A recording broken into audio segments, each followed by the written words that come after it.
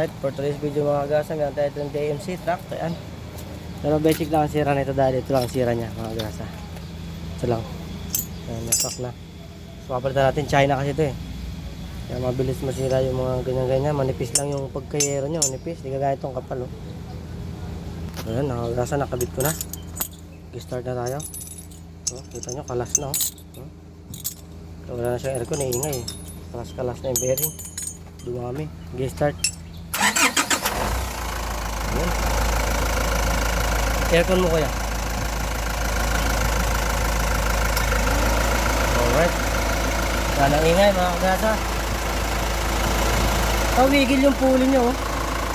Wigil yung pulley ng ano. Ayun oh. Magalaw-galaw. Pulley ng aircon.